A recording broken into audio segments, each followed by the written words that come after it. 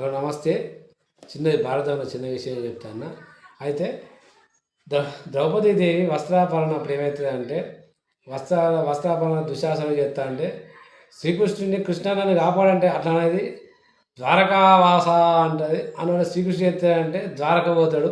ద్వారక పోయి వచ్చిన తర్వాత మళ్ళా వైకుంఠవాస అంటది. లేట్ అవుతుంది.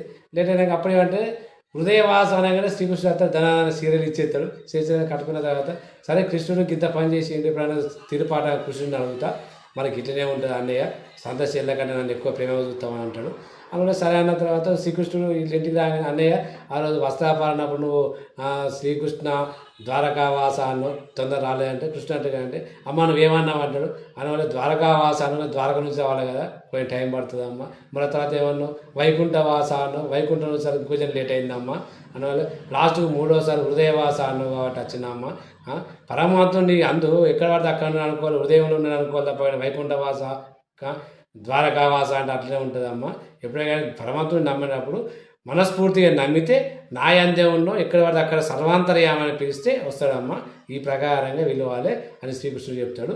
ఇంతటితో ఇది సమాప్తం.